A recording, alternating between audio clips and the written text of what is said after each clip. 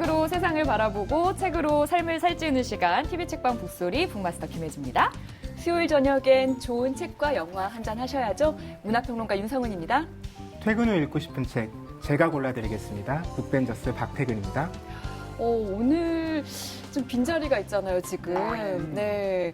매번 4명이서 진행을 하다가 오늘 3명만 있으니까 뭔가가 허전한데요? 그러게요. 빈자리가 큰데. 네, 이 빈자리에는 제가 누군가를 모실 거고요. 우리 북마스터님이 안 나오셨잖아요. 아니, 이렇게 바로 못 알아차리시면 또 선생님께서 보시다가 서운해하실 것 같아요. 저희가 원래 녹화를 밤에 항상 진행을 했잖아요. 근데 오늘은 녹화 시간을 조금 앞당겨서 낮에 진행하다 보니까 본업이신 네. 또 수업 일정이 있으셔서 오늘 함께하지 못했어요. 너무 아쉬워요. 맞아요. 요즘에 그 대학교 강의 절대 빠지면 안 되거든요. 안 되죠, 안 되죠. 네. 그런데 직장인이 나오셨네요? 어떻게? 네, 저는 오늘 반차 휴가를 내고 어. 이 자리에 왔는데 뭐 서점에서 일을 하든 네. 북소리에서 책을 이야기하든 아. 다 책을 전하는 일이니까요. 즐겁게 임하겠습니다. 그래도 피 같은 반차잖아요. 여러분들과 함께 하는데요. 뭐 더 즐겁습니다. 그게 아니라 오늘 게스트가 워낙 특별한 분이라서 이렇게 시간을 내신 건 아니면서 네. 뭔가요? 만나 뵙고 싶은 분입니다. 네. 네. 그럴 줄 일단 알았어요. 저희가 분발해서 이 피 같은 책 이야기 더 많은 분들에게 전파하도록 노력을 할 거고요. 봄이 찾아왔다는 소식을 얼마 전에 전해드렸는데 벌써 5월입니다. 네. 5월 하면 떠오르는 것은? 계절의 여왕. 아닌가요? 네. 결혼 시즌 아닌가요? 결혼 시즌 봉투 너무 많이 나갑니다. 뭐 저에게는 네. 1월이든 2월이든 5월이든 늘 독서의 계절이거든요. 왜냐하면 저는 책과 출판만 생각하는 사람이니까요. 독서의 계절은 가을 아닌가요? 매월 해도 좋잖아요. 아, 그건 그렇습니다. 맞습니다. 또 영화계에서도 사실 또 많은 행사들이 열리는 때가 5월인데요.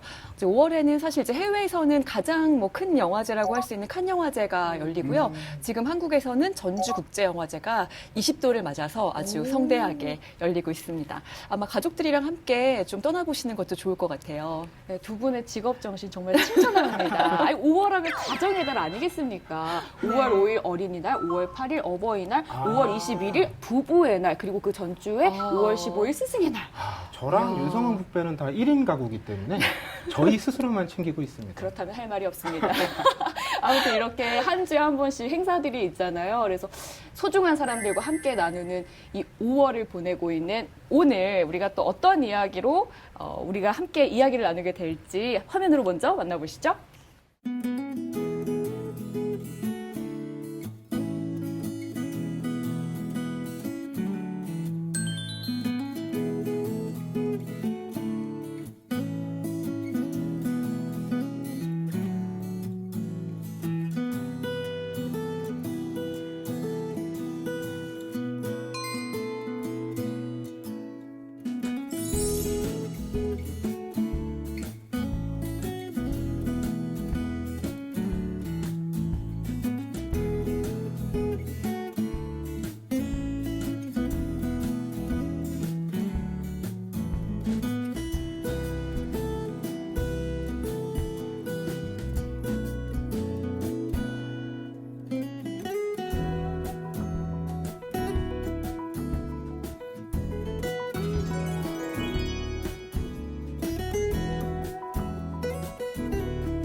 어른과 아이가 함께 있는 책이라고 하니까 절로 고개가 끄덕여지게 되는데요.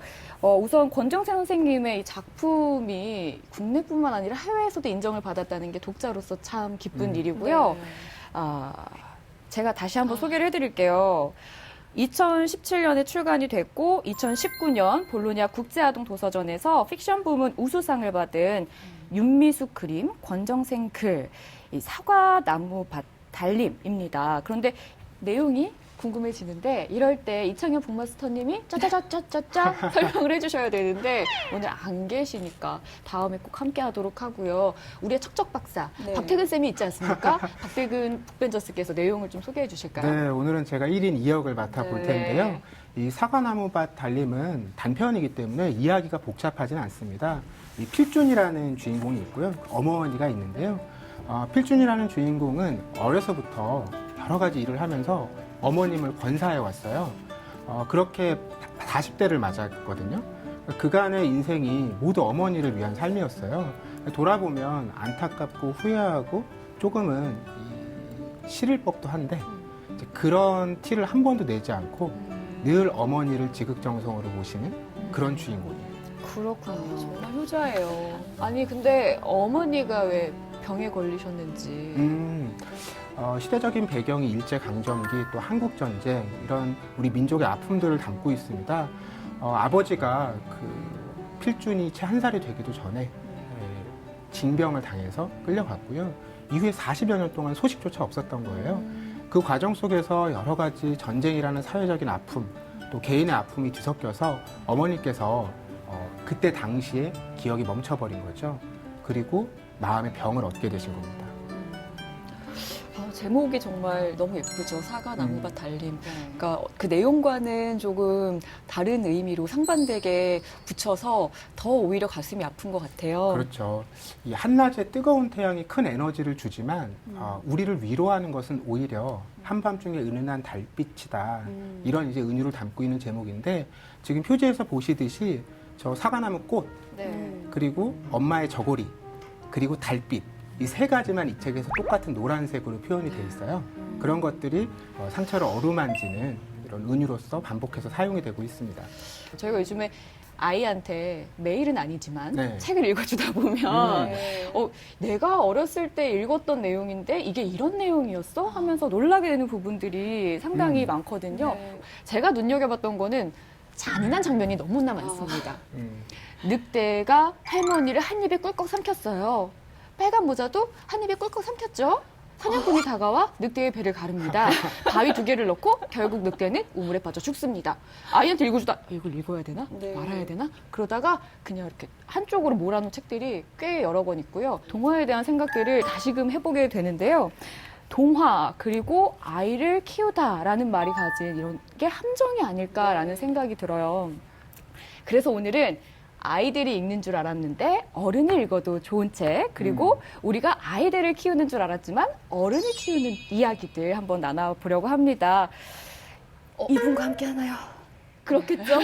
드디어 나오시는군요. 오늘 드디어. 박태근 북벤의 반차를 쓰게 만든 그 주인공을 만나볼 네. 수 있을 것 같습니다. 4월에 따끈따끈한 신간을 내고 베스트셀러가 되신 분인데요. 저자잖아요. 네. 그럼 우리가 보통 책을 쓰신 분을 작가님이라고 호칭을 하죠. 그렇죠. 그런데 이분은 저를 연예인이라고 불러주세요 라고 하셨어요. 보통 책을 쓰시면 작가님 소리 듣고 싶거든요. 그런데 이분이 연예인이라고 불러달라고 한 이유가 뭘까 이따 모셔서 이야기 한번 나눠보도록 하겠습니다. 어떤 분인지 화면으로 먼저 만나보시죠.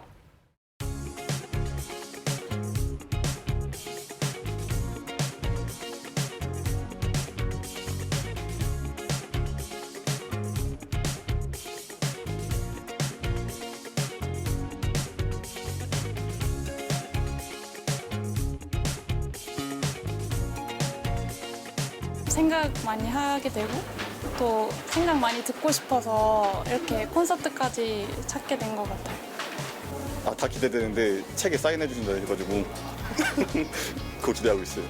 이 책 읽으면서 좀 사람 봉태규에 대해서 조금 더 많이 알게 됐다? TV에 나오는 모습이 아닌 네.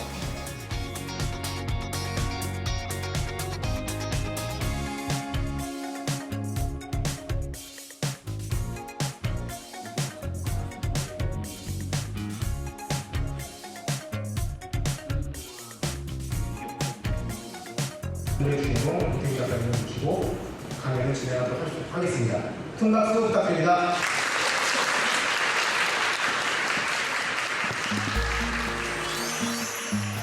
이 가족을 꽤나 진지합니다. 그래서 저자 김태규라고 합니다. 반갑습니다. 꼭 누군가한테 얘기할 때 그렇게 얘기해요. 자신의 상태를 100% 인정할 수 있느냐. 누구한테도 신경을 쓰지 않는 게 진짜 자유예요. 근데 저는 그걸 결혼을 해서 알게 돼요. 왜냐면 신경을 쓸 필요가 없어요. 근데 제가 정말 깨달은 건 하시시박 작가님이랑만 얼굴 안 붉히면 다른 사람들이랑은 얼굴 붉혀도 상관없다를 깨달아요. 상관없어요 정말. 왜냐면 결혼식장 이후로는 자주 안 봐요. 그리고 그들도 금방 까먹어요. 그때 서운하고. 여기서 더 나를 미치게 하는 부분은 예를 들면 1 더하기 1이라는 문제를 내놓고 정답을 오기 전에는 봉태규 작가님에게 어떤 좀 선입견 같은 게 있었는데 말씀하시는 걸 들으면서 저희 가족이 겪었던 고민을 해왔던 그러면서 저희가 뭔가 하나하나 풀어나가는 어떤 그런 부분들이 많은 공감을 했고요. 얘기를 듣고 보니까 정말 배울 점도 많고 그리고 생각했던 것보다 더 많은 깊이가 있는 분인 것 같다라는 생각을 했어요. 개인적인 일들이 어쩌면 사회적으로 다 공통된 주제가 될 수도 있겠구나 라는 생각을 많이 하게 되었어요. 작은 일들이.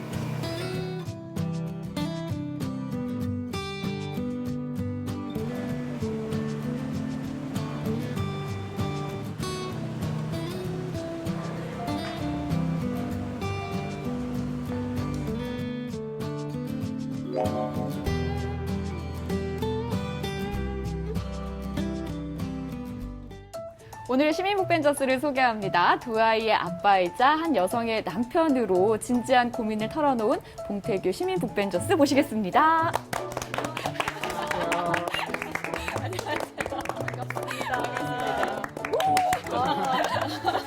박수 좋아하시는군요.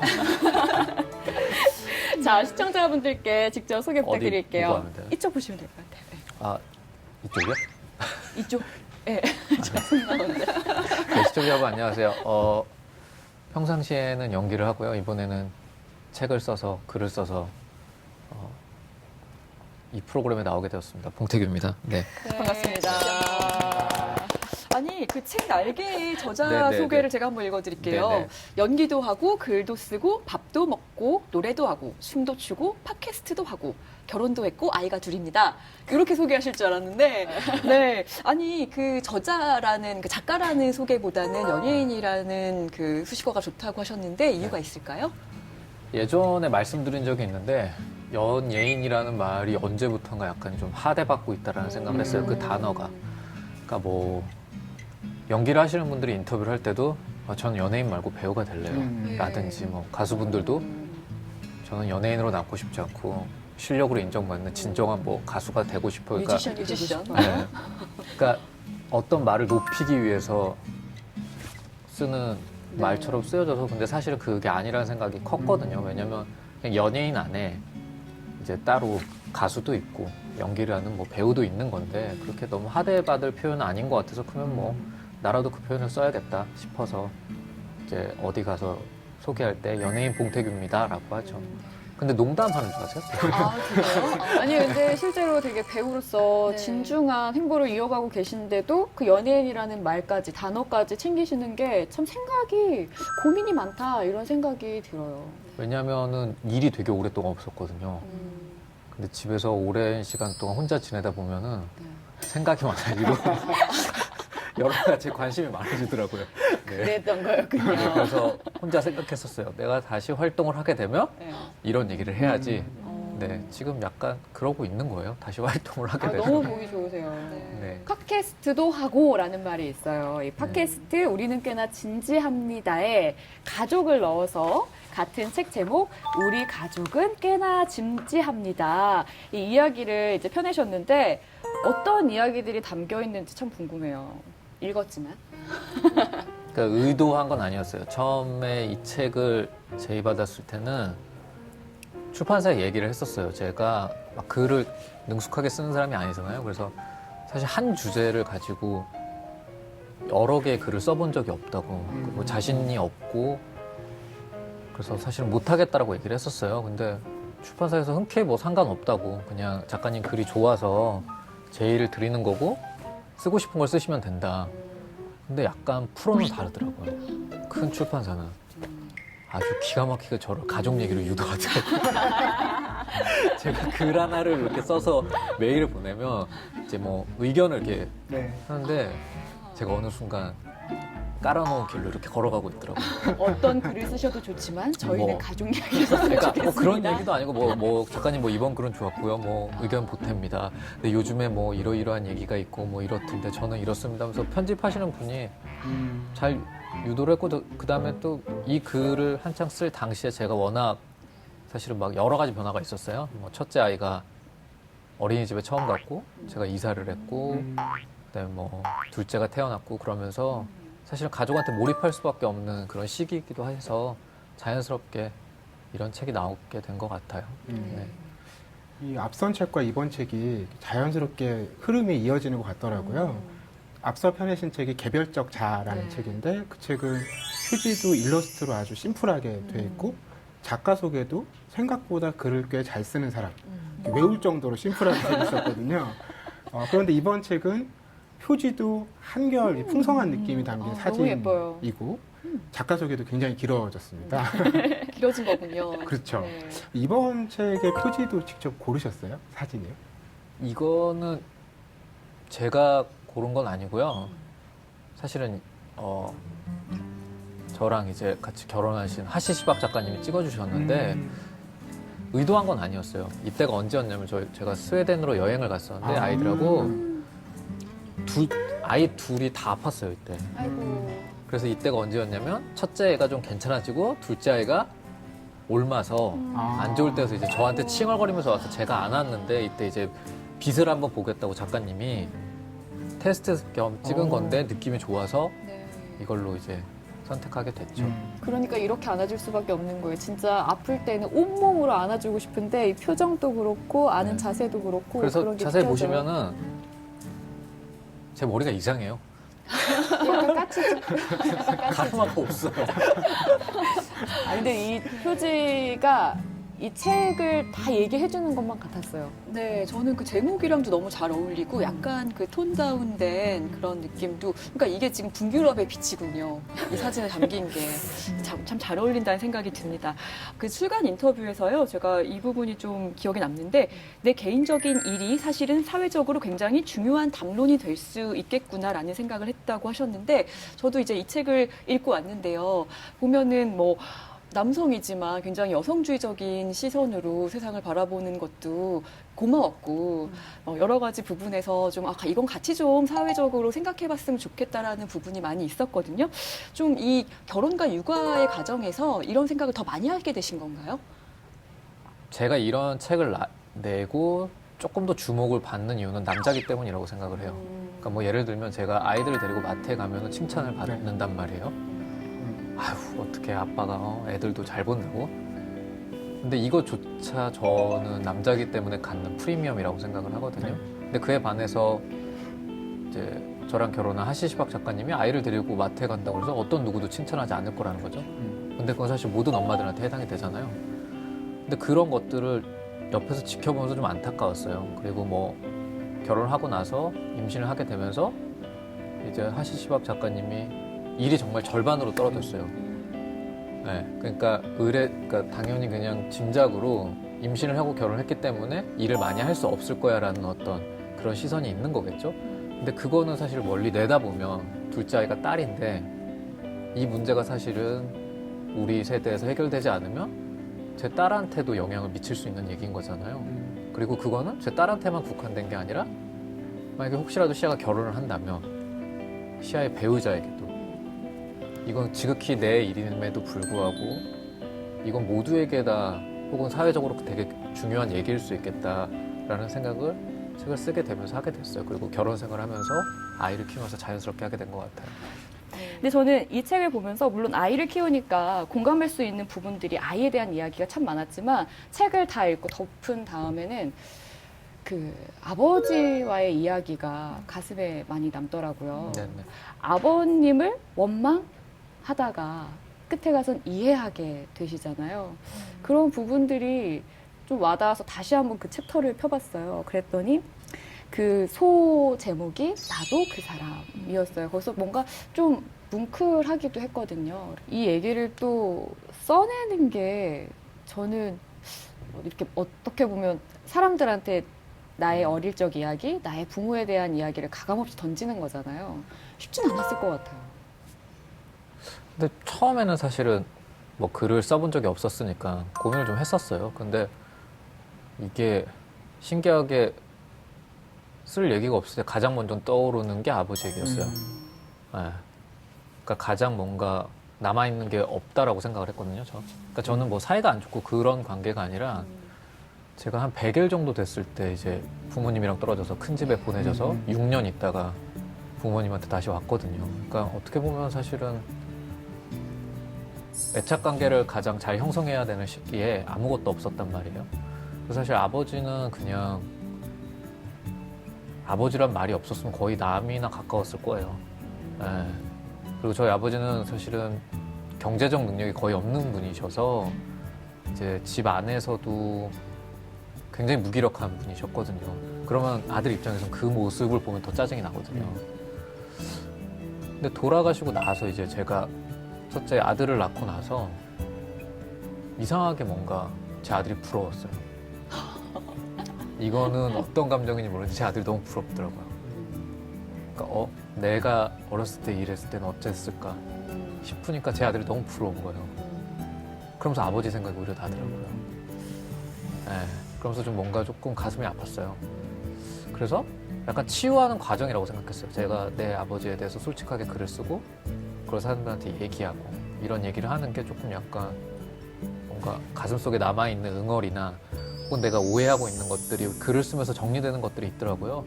그러면서 저는 오히려 글을 쓰면서 약간 아버지랑 화해하고 있는 중이라고 생각을 해요. 네. 근데 이렇게 부모가 돼야 부모의 마음을 이해할 수 있다라는 말이 참 맞는 말인 게 아이를 낳고 처음 겪는 일, 처음 겪는 감정들이 너무 무수히 많기 때문에 이거는 겪어보지 않으면 부모의 마음을 이해할 수 없다라는 게 너무 실감이 나거든요. 그러면 요즘에 아이를 안 낳으려고 하는 부모님들도 많잖아요. 그러니까 네. 결혼했지만 네네. 그런 분들한테는 꼭 낳으라고 좀 말씀하고 싶으신가요? 어떠세요? 그냥 저 그분들 선택인 것 같아요. 맞아요. 그건 선택입니다. 네. 예. 그러니까 뭔가 그런 질문 되게 많이 받거든요. 고민이 된다. 근데 뭐 제가 사는 모습을 좋게 봐주셔서 보면 아이를 낳고 싶은데 뭐 현실적인 고민 그리고 현실적인 고민을 제쳐두고라도 막연하게 오는 두려움이 있잖아요. 그럼 전 솔직하게 얘기해요.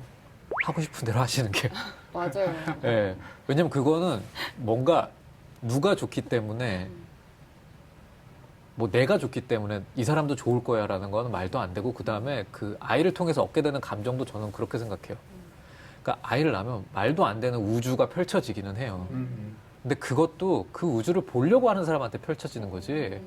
그냥 아이만 낳았다고 해서 우와 막 이렇게 무슨 그런 건 아니거든요. 근데 그거에 대한 오해가 좀 있는 것 같아요. 제가 생각할 때. 근데 그건 아니에요. 저도 진짜 부단히 애를 썼어요. 그 우주를 보려고. 그리고 그 우주를 보려면 얼마나 수많은 예. 예, 그렇죠. 여기까지. 우리 북마스터님한테 여쭤봤는데 아예 명답을 주셨어요. 아주 좋은 해답이고요. 이렇게 참 많은 과정들이 인생의 가히 지각 변동이라고 해도 될 것 같아요. 너무 많은 지각 변동을 겪고 계시죠. 그렇죠. 맨 처음 지각 변동은 아마 이제 지금 결혼한 분을 만났을 때. 예. 그게 궁금하더라고요. 그러니까 아이 생각은 크게 갖지 않으셨는데 그 결혼을 하셨잖아요. 둘 다 없었어요. 네. 그러니까 결혼을 사실 하지 않아도 네. 같이 가족을 이룰 수도 있는데 두 번째 만남 만에 그렇게 청혼을 하셨단 놀랐어요. 말이죠. 그거 왜 그랬는지 모르겠는데요. 연애는 하기 싫었어요. 할 자신도 없었고. 그러니까 다른 분들은 어떻게 연애를 했는지 모르겠지만 그때까지 제가 알고 있는 연애는 하고 싶지 않았어요. 근데 이 사람하고는 계속 같이 있고 싶고 근데 그러려면 결혼밖에 없더라고요. 제가 생각할 때는 뭐 그냥 동거를 한다거나 그 상태를 다른 방식으로 유지할 수 있는 방법이 있겠지만 저는 그냥 이 사람하고는 꼭 결혼을 하고 싶었어요. 네. 그래서 사실은 청혼도 아니고 이런 얘기를 꺼내면 100% 거절당할 거라고 생각을 했어요. 저도 그럴 줄 알았어요. 네. 100% 거절할 거라고 생각을 했어요. 근데 이제 성격이 어떤 얘기를 마음에 담아두지는 못해서 후회하겠지만 그래도 얘기를 하자. 그리고 얘기를 했거든요. 근데 받아주신 거죠. 네. 그래서 쿨하게. 네. 그래서 엄청 깜짝 놀랐어요. 그 뒤에는 제가 더 깜짝 놀랐던 것 같아요. 왜냐면 정말 거의 기대를 안 하고 어떤 얘기를 던졌는데 네. 그렇게 하겠다 그래서 엄청 깜짝 놀랐어요. 네. 축하드립니다. 정말 천만다행이죠. 그리고 두 번째 지각 변동이 이제 시아가 네, 되겠죠. 그렇죠. 네, 그렇죠. 그래서 첫 번째 태어난 그 아이의 이름이 시아잖아요. 저는 이제 책을 읽으면서 이 아이가 참 매력적이라고 생각을 했는데 그 써주신 부분에서 그 로키 이야기랑 같이 아이의 관계를 이야기하신 게 굉장히 재밌더라고요. 여기 좀 읽어드리면은요. 28개월 된 녀석은 하루에도 몇 번씩 로키처럼 온몸을 다해 나에게 진심을 전달한다. 언어가 아닌 몸으로 사력을 다해 자기 마음을 나에게 전달한다. 그러다 지치면 에드리언 품에 안긴 로키처럼 거친 호흡을 내뱉으며 눈물을 글썩인다. 그 마음이 어떤지 나도 안다. 뭐 이렇게 나가는데 로키와 에이드리언의 관계를 이렇게 그 부자 간의 관계로 묘사하신 부분 어떻게 이런 글을 쓰셨는지도 궁금하더라고요. 그러니까 저 글을 쓸 때가 아내가 이제 거의 이제 만삭이 다가와서 아마 저 글을 썼을 때는 둘째 아이가 나왔을 때였을 거예요. 태어났을 때고 조리원에 가 있는 상태.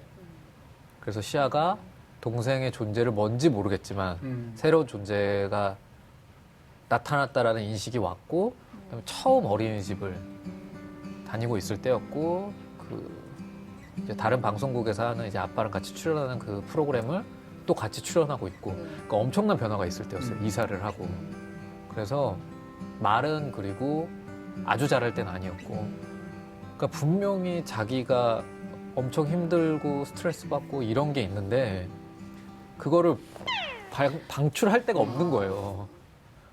저밖에 없는 거예요. 왜냐면 집에 저만 있었거든요. 근데 그러니까 뭐 부모 입장에서는 이제 그걸 기다려주고 바라보는 수밖에 없잖아요. 이제 그래서 이제 울면서 지친 아이를 이제 어떻게 해서든 달래고 재우고 나서 제가 핸드폰으로 이 글을 썼거든요.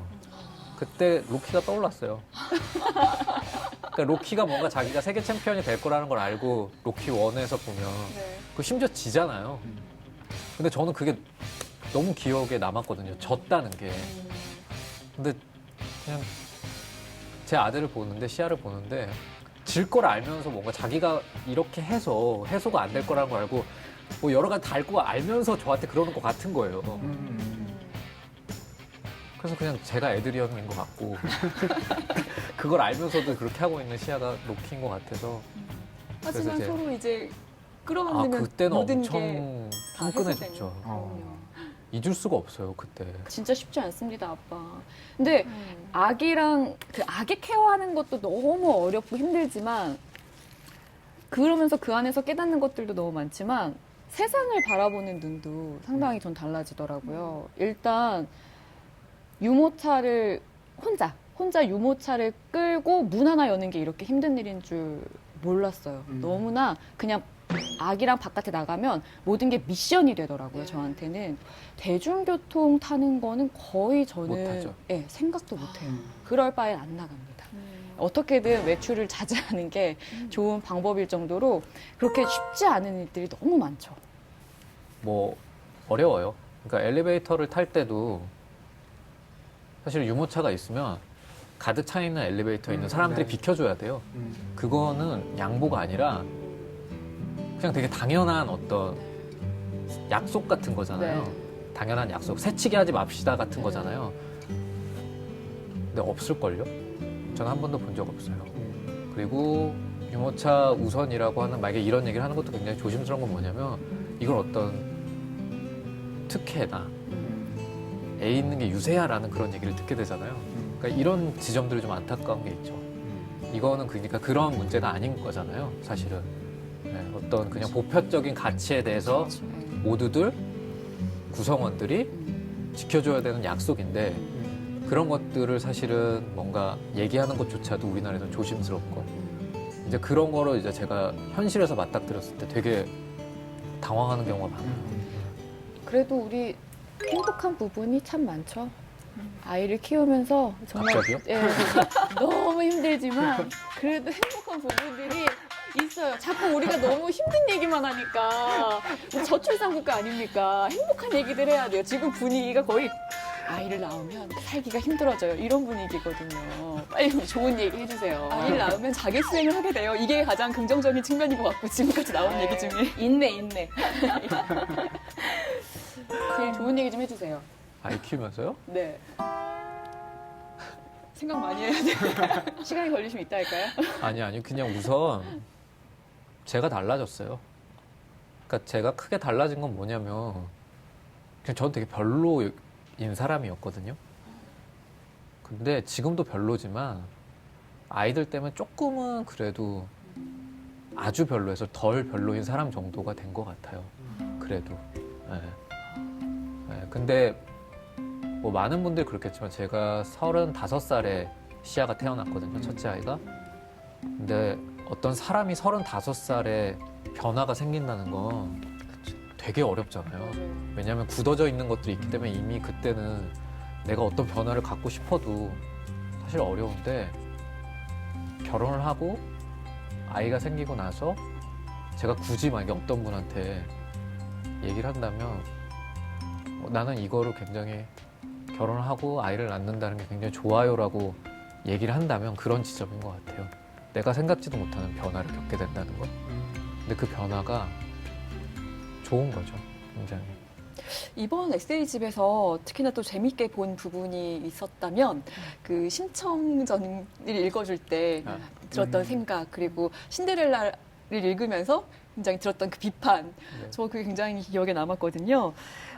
일단 심청전에 있었던 그 이야기하면서 있었던 부분을 조금 읽어보고 싶은데요. 아무리 부모여도 자식이 다 희생할 필요는 없어. 신봉사 옆에는 뺑덕 어멈도 있잖아. 책임은 뺑덕 어멈과 신봉사가 져야 해. 어른이 되었는데도 자신의 처지만 비관하거나 책임을 회피하는 건 옳지 않아. 아빠가 나이 들고 이런 못난이가 되어 있으면 따끔한 충고를 하든지 외면해줘. 아빠가 스스로 일어날 수 있도록 적당한 거리를 유지해줘. 서운해하지 않을게. 이렇게 나온 부분인데 저는 근데 그 조금 편하게 마음 먹어도 될 것 같다. 지금 여기 그 심청전에서 이렇게 어떤 부모와 자식 간의 관계를 좀 바꿔놓고 생각하셔도 괜찮을 것 같다라는 생각이 들어요. 그러니까 이게 어떤 그런 거라기보다는 이제 제가 어릴 때 심청전을 읽거나 어떤 동화를 읽었을 때 받아들인 거랑 커서 봤더니 거지 같은 거예요. 아니 뭐 이런 거를 좋은 거라고 우리들한테 알려줬지라는 불만이 들었어요. 그래서 그런 생각을 못 하다가 이제 둘째 아이 때문에 동화를 어떤 걸 읽어줄까 하다가 심청전을 우연히 봤는데 너무 이상한 거예요. 거기 아버지가. 이거는 내가 어떤 교육에 대한 결벽증이 있지 않더라도 무책임하고 이상하잖아요. 자기 딸을 그냥 막 보내고 그 더 이상한 건 또 나중에 뺑덕을 네. 자기는 행복해. 그것도 너무 이상한 거예요. 그러니까 얘기 전체가 다 이상한 거예요. 그래서 야 이거는 그런 교육을 떠나서 너무 이상하다. 너무 이상하다. 그 얘기를 꼭 하고 싶었어요. 네.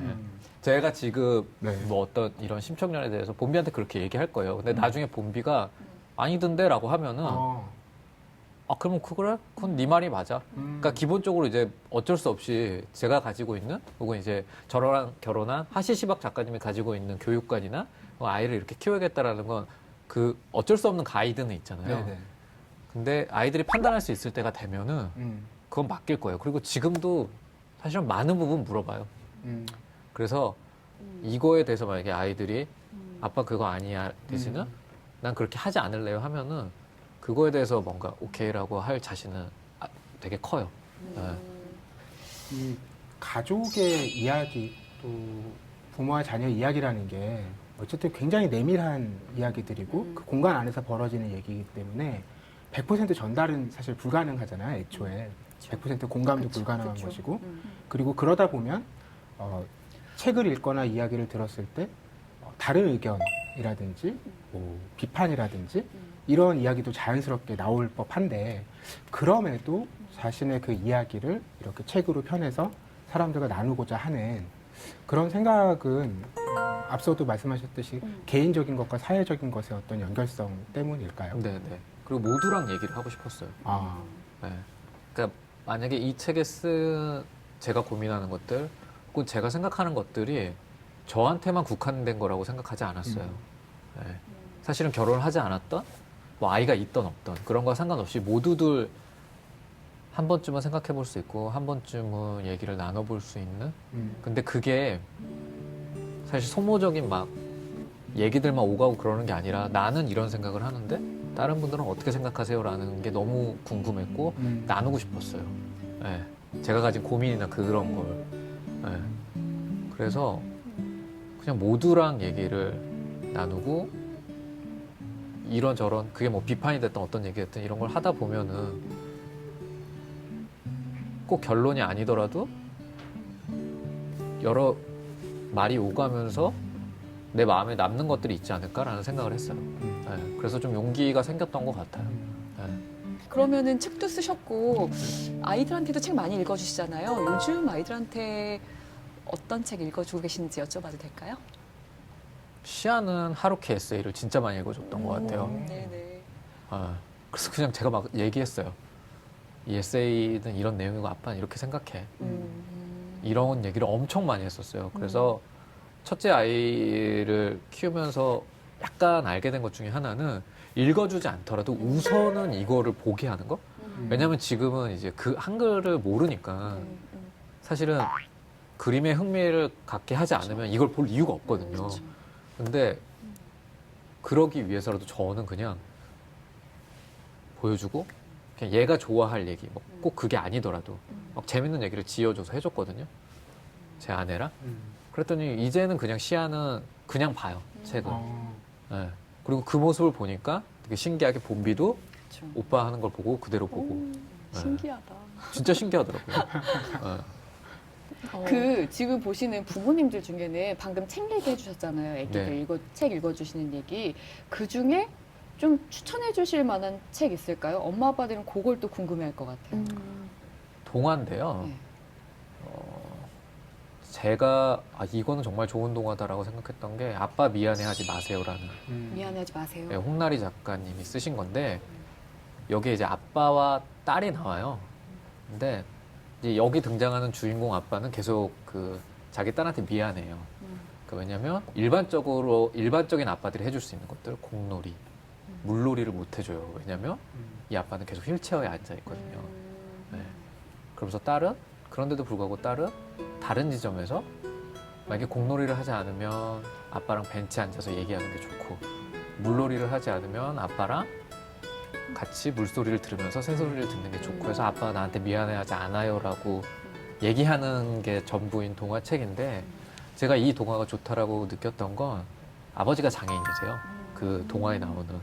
근데 잘 모르겠어요. 제가 알고 있는 동화는 좋고 아름다운 얘기들만 있어야 돼.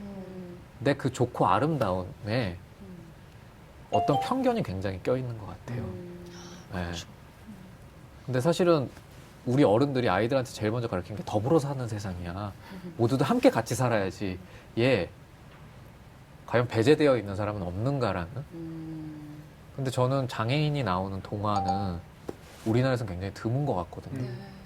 근데 이게 드문 게 아주 잘못됐다라고 생각을 해요. 애니메이션만 보더라도 이제 외국 애니메이션은 토끼의 아이가 뭐 다람쥐. 그렇게 네. 종이 다르군요. 네. 뭐 이렇게 그다음에 뭐 토끼 부부가 있는데 뭐 다른. 그렇죠. 네. 근데 이미 거기서부터 시작을 한단 말이에요. 근데 이렇게 뭔가 자연스럽게 돼야 되는데 그런 거에 있어서 저는 진짜 보석 같은 책이라고 생각을 했어요. 네. 이런 동화가 있다라는 게 너무 고마웠고 이런 동화를 써주신 작가님이 너무 고맙더라고요. 네. 저도 오늘 사야겠네요. 구매. 아빠 미안해하지 마세요. 홍나리 작가님의 동화 잘 읽어주도록 하겠습니다.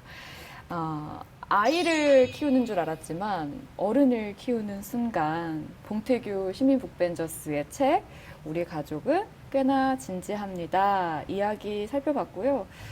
이어서 아이와 함께 자라날 어른이를 위한 책, 추천책 만나볼 텐데요. 먼저 우리 박태근 북벤저스의 추천책은 뭘까요? 네, 제가 어른이를 위해 골라온 책은요. 이보나 작가의 그림책 두 사람입니다. 이 책을 한마디로 정리하면 우리에겐 꽤나 거리가 필요합니다. 거리가 필요합니다. 이렇게 말할 수 있을 것 같아요. 저희 어머니한테 들어야겠네요. 이보나 작가, 이보나? 한국 분은 아니시죠? 뒤에 그렇죠. 뭐가 있네요. 네, 아닌 것 같아요. 뭐가 깁니다. 네, 이보나 흐미엘레프스카 폴란드 작가인데요. 그 이름이 이보나라서 네. 한국 독자들도 한국 작가로 착각하시는 분들도 많이 계시고요. 또 작가가 그 이름을 아닌 작품이 한국 작가가 글을 쓰고 이보나 작가가 그림을 그린 한국 그림책이에요. 그러네요. 그 책이 2011년도에 그 나가치상 대상을 받으면서 많이 알려졌거든요. 작가 스스로도요, 내 창작의 조국은 한국이다. 이렇게 말씀하실 정도로 한국에 대한 애정, 또 생각, 이런 것들을 전해주고 계세요. 아주 멋진 작가라는 생각이 드는데 두 사람은 어떤 이야기를 담고 있나요? 어떤 관계든지 둘로 시작되잖아요. 여러분들에게 가장 가까운 1명을 꼽으라면 누굴 꼽으시겠어요? 누구 꼽으시겠어요? 저는 결혼한 하시시박 작가님. 저는 저요. 아무도 믿을 수 없어요. 네, 저밖에 없습니다. 저와 저. 네. 아니, 저도 사실 이런 생각을 많이 하거든요. 이 책에도 좀 그런 내용 있잖아요. 친한 친구는 누굴까, 뭐 이런 거. 근데 저도 이렇게 맨날 너무 바쁘게 일하고 이러다 보니까 별로 친한 사람이 없는 것 같더라고요. 그래서 나 자신이라는 말이 너무 와닿아요, 사실. 되게 외로워요. 아니, 그런 분이 계신데, 평소에 너무 가깝게 지내왔기 때문에, 네. 공기나 물처럼 있는 것처럼 생각하셔서 안 떠오르실 수도 있는 거예요. 저 있어요. 사실 있어요. 저는 아빠랑 그런 관계인 것 같아요. 아니, 아빠. 신랑이 너무 섭섭해하지 않겠어요? 그분은 제가 세상 끝날 때 가장 친한 사람으로, 가장 가까운 사람으로 얘기하고 싶고요. 아직 시간이 많이 남았네요. 그렇죠. 그렇다면. 예. 네. 지금은 저희 아빠는 제가 아빠 이러면 아세요. 무슨 일 있는지 아세요. 아, 진짜요? 네, 그 정도로 대화도 많이 나누고 서로의 마음도 많이 알고 너무 닮아서 그런 것 같기도 하고.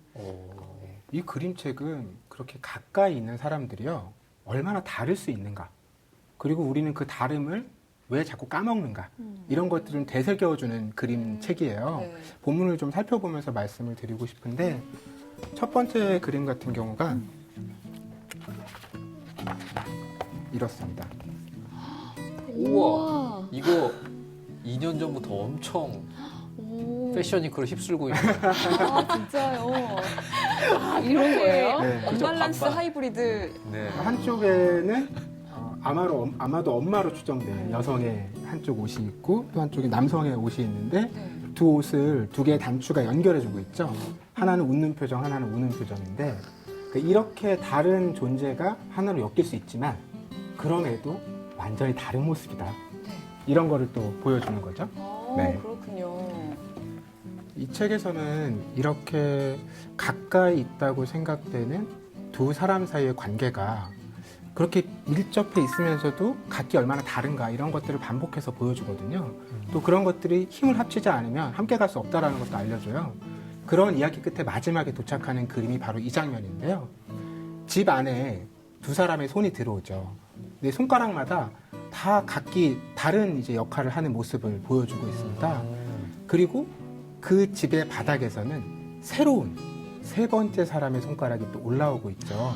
마치 부부가 새로운 아이를 가정에 드리는 것과 비슷한 장면을 보여주는데, 그러면서 이런 문장이 함께 흐릅니다. 두 사람이 함께 사는 것은 함께여서 더 어렵고 함께여서 더 쉽습니다. 어느 쪽에 더 마음이 와닿는지는 각기 다르시겠죠? 이건 두 가지 공존하는 말이다. 네. 진짜요. 없으면 안 되지만 또 함께해서 싸우게 되는 부분도 있고. 그리고 항상 같이 가는 것 같아요. 정도의 차이가 있을 뿐이지. 네. 맞아요. 두 사람 한마디로 정리해 주신다면 어떤 책일까요?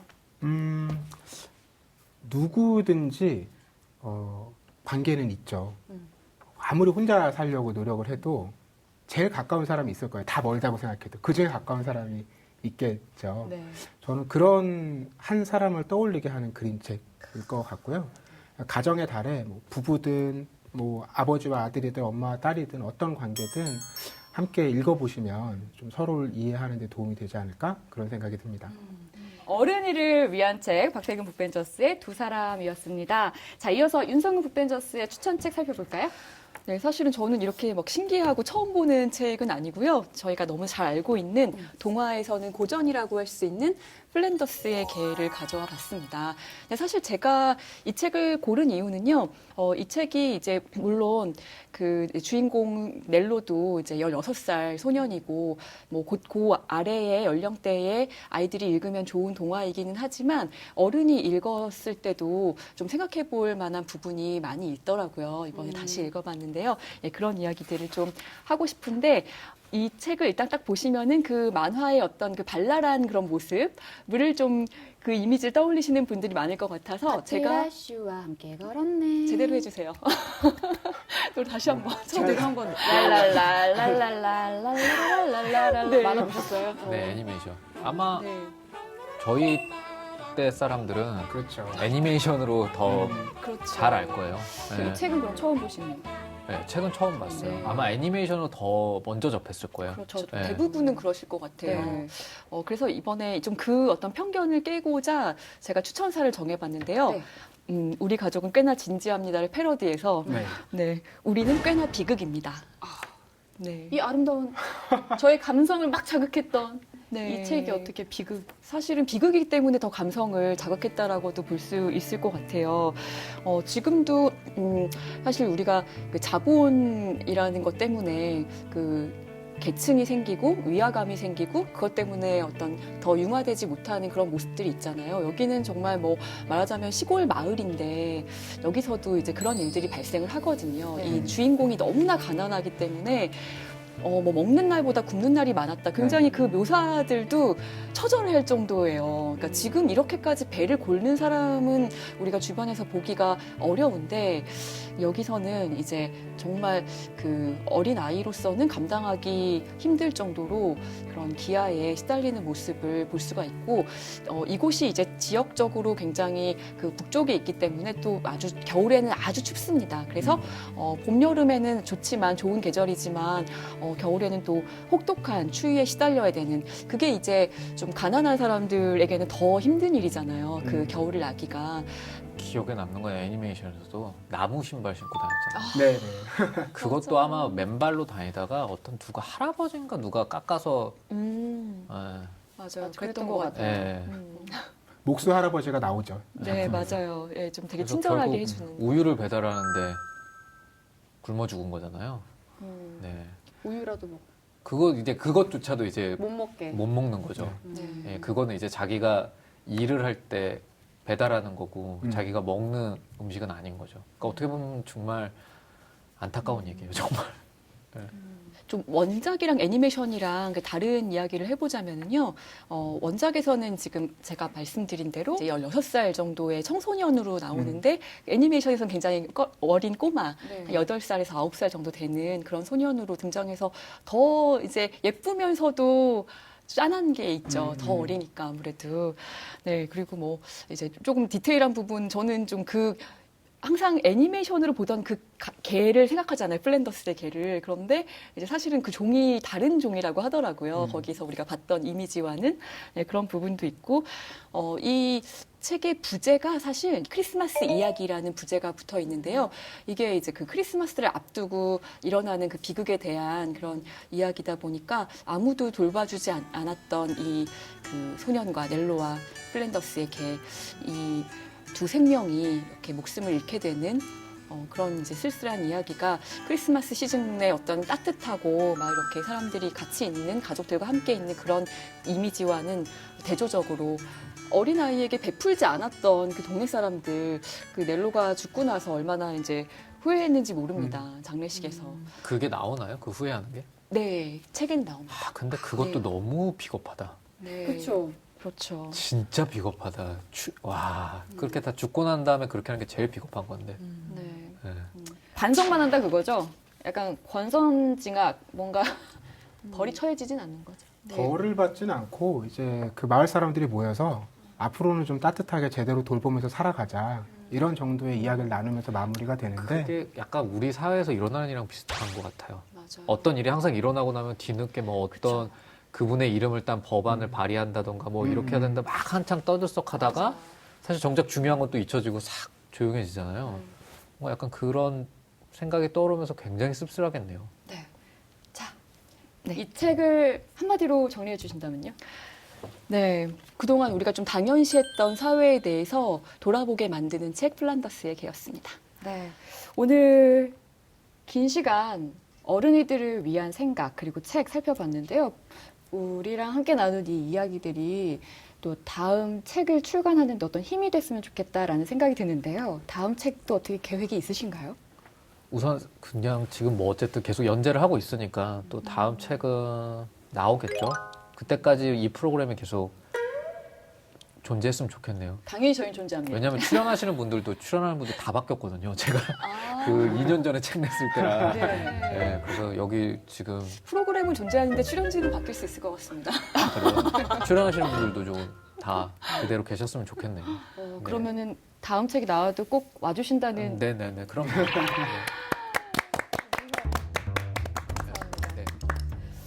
이어서 이가희 북벤저스가 준비한 신간 언박싱과 그리고 셀럽들이 추천하는 책 추천 코너 릴레이북 함께 확인해 보실게요. 먼저 이번 주에는 어떤 신간들이 나왔을지 영상으로 확인해 보겠습니다.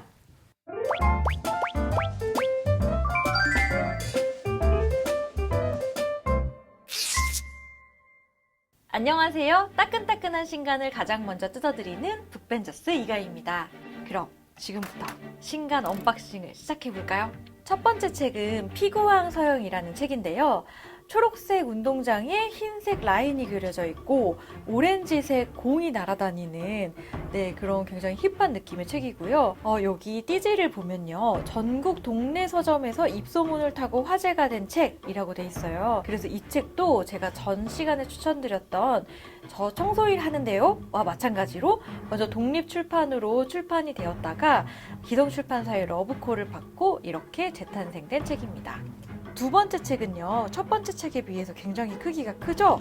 눈이 한 개 달린 친구도 있고, 또 여기 이렇게 프로펠러처럼 머리에 날개가 달린 친구도 있고, 굉장히 다양한 생물체가 등장을 하는데요.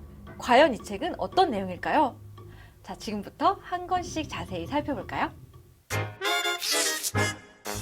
첫 번째 책은 녹색과 오렌지색이 굉장히 인상 깊었던 피구왕 서영인데요. 이 책의 첫 번째 박스 테이프, 바로 폭풍 공감입니다. 첫 번째 단편인 피구왕 서영의 내용을 잠깐 살펴볼까요? 서영이는 부모님 사정으로 여러 학교를 전학하게 돼요. 그리고 서영이가 전학 가게 된 한 학교에서 짝꿍 윤정이를 만나게 됩니다. 윤정이가 우리 점심 같이 먹을래? 라고 해서 서영이는 다행이다 이러면서 같이 먹자라고 했는데요. 알고 보니 윤정이는 혼자 점심을 먹는 아이였습니다. 그러자 일진 짱인 현지가 와서 아까 너랑 밥 먹었던 애 별로니까 친해지지 마 라고 얘기합니다. 그러다 피구 시합을 할 일이 있었는데 현지는 서영이가 피구를 아주 잘한다면서 피구왕 서영이라는 별명을 붙여줍니다. 소울메이트를 만난 것처럼 편안한 윤정이와 일진의 무리이기 때문에 저기 들어가면 학교 생활이 편할 것 같은 현진의 무리. 과연 서영이는 어떤 선택을 하게 될까요? 저는 이 책을 철새 정치인들에게 추천하고 싶습니다. 내가 살아남기 위해서 강자의 편에 서야 할까? 아니면 힘없는 약자들을 대변해줘야 할까? 고민하시는 분들 모두가 예스라고 말할 때 노라고 얘기할 줄 아는 그런 소신을 보여주셨으면 좋겠습니다. 그러면 이번에는 두 번째 책 박스테이프는요, 어른들을 위한 동화입니다. 사실 이 책은 이토 아사라는 작가가 쓴 눈이 보이지 않는 사람은 세상을 어떻게 보든가 라는 책을 읽고 영감을 받아서 만들게 됩니다. 그러면서 우리와 조금 다른 사람들, 다름에 대한 이야기를 펼쳐나가고 있습니다. 그래서 두 번째 박스테이프는 다름인데요. 이 이야기는 주인공이 우주선을 타고 눈이 3개가 달린 외계인 마을에 도착하면서 이야기가 펼쳐집니다. 주인공을 보고 너는 눈이 2개야? 눈이 뒤에는 없어? 불쌍하다 라고 얘기합니다. 그런데 사실 우리 지구인들은 눈이 2개가 달렸고 앞에만 보이지만 전혀 불쌍하지도 불행하지도 않잖아요. 과연 눈이 2개 달린 이 지구인 친구와 눈이 3개 달린 이 외계인 친구는 다른 세상에 살고 있는 걸까요? 그래서 저는 이 책을 컴플렉스로 힘들어하는 분들께 추천하고 싶었습니다. 우리는 모두 장단점을 가지고 있는데 대부분의 사람들은 단점만 눈에 크게 보이는 것 같아요. 우리 있는 그대로의 모습을 사랑했으면 좋겠습니다. 이렇게 오늘 신간 언박싱이 끝났는데요. 여러분 저희가 이 책들 보내드리는 것도 잊지 않으셨죠? TV책방 북소리의 SNS도 좋아요, 구독, 댓글 많이 부탁드리고요. 저는 다음 신간으로 돌아오겠습니다. 안녕!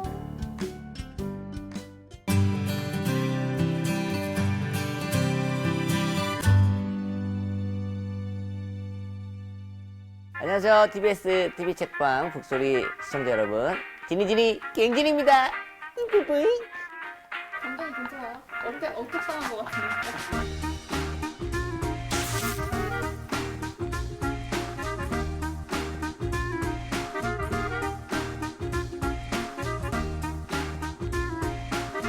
영상 편지를 남기셨어요. 이게 이번에 진짜 완전 역대급 길이에요. 경준아, 세상은 온통 너에게 꽃이다. 좋은 생각 많이 하기. 항상 긍정적으로. 화이팅! 아, 예, 예. 잘 봤습니다. 짧은데요? 아, 역대급 길이 굉장히 짧네요. 약간 성의가 없었다. 아닙니다, 아닙니다. 팩트인스타 자리 넘봐도 되겠다. 농구하죠.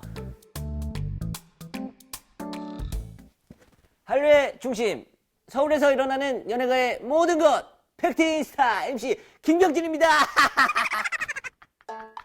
이제 앉으셔서 네네. 할게요. 감사합니다.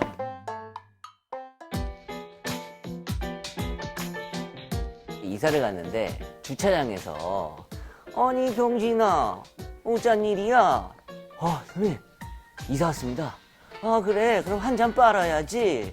연락처 줘. 그래서 연락처 드리고 진짜 거짓말처럼 그날 저녁에 어디 치킨집으로 오라고 해서 갔어요. 제가 원래 주량이 맥주 500cc 한 잔이었거든요.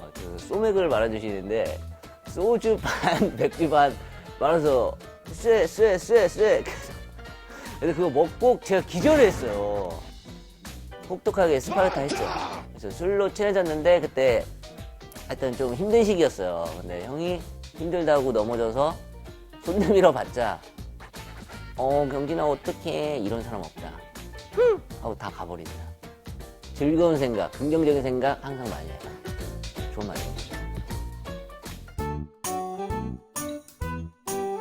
요즘에 이제 방송 일이 좀 많이 없어지면서 뭔가 자기 개발에 힘쓰려고 뭐 중국어도 배우고요, 영어도 배우고, 피아노도 배우고. 잘하지는 못해요. 그냥 뭐 그거잖아요. 大家好，我是丁丁酱，37岁， 37살이다 이거. 영화 라라랜드를 보면서 시리 없어 nothing but 너무 해 이게 너무 멋있는 거예요. 그래서 앨범도 내셨더라고요. 아 앨범 냈죠. 네, 저희가 릴레이브 100회를 막 지났거든요. 네네. 그래서 음원 100회에서 200회까지 쭉 이런 느낌으로 네네. 한 소절 아 한 소절 컴퓨터로 작업해야 되는데 후보정 되나요? 당신 만나 만사형통 대박이로구나. 북소리 만나 TBS 만나 내 인생 활짝 피네. 이게 아침이라.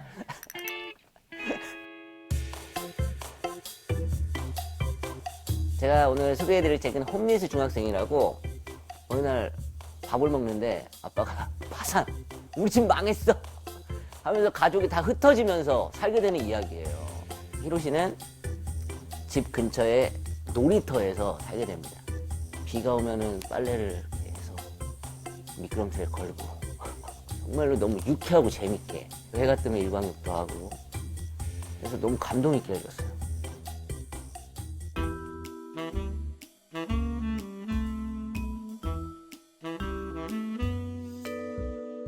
당연한 건 없다. 그러니까 우리가 당연하다고 생각했던 집, 가정, 그리고 엄마, 아빠, 가족들, 그리고 친구들. 좀 생각해보면 20살이 되면 자동차가 생길 거고 30살이 되면 집도 생기고 가정도 생기고. 근데 이제 37살이거든요. 아무것도 없어. 이게 당연한 건 없는 거예요. 평범한 게 또 되게 큰 행복이구나. 그걸 느낄 수가 있었습니다. 굉장히 유명하게 된 계기가 비타민을 먹지 마라 엥? 이러면서 유명해지신 의사입니다. 그래서 친해지게 됐어요.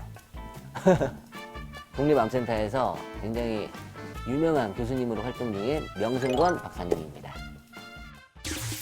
명승권 박사님 덕분에 비타민을 끊었습니다. 과일 좀 사주세요. 집 주소 보내드릴 테니까 사과라도 한 박스 보내주시고요. 박사님 항상 좋은 얘기, 조언 감사드리고 그리고 북 소개 잘 해주셨으면 좋겠습니다. 국립암센터 화이팅! 명승권 화이팅!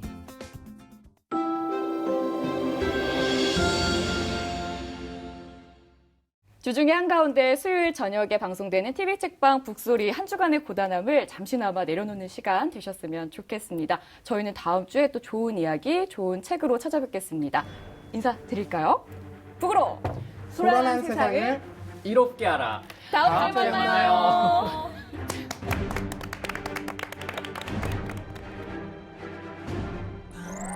꼭 보고 싶었는데 이번 기회에 볼 수 있어서 너무 좋은 것 같아요. 뭔가 주눅들지 않고 그냥 자신감 있게 하고 싶은 거 하셨으면 좋겠어요. 좋은 가정이 또 본받는 가정이 되길 원합니다. 어떻게 보면 자기 정리를 하는 방법들을 좀 많이 기록을 해주신 것 같아서 저도 좀 많이 이용해 볼 수 있을 것 같은 책이었습니다. 감사합니다. 기회가 된다면 술 한잔 한번 해보고 싶네요. 맞아요. 그런 분이세요. 네. 정말 육아하는 뭔가 엄마 많은 아빠랑 부분을 나누고 싶고 대화를 나눠보고 싶어서 술 한잔 꼭 해보고 싶습니다.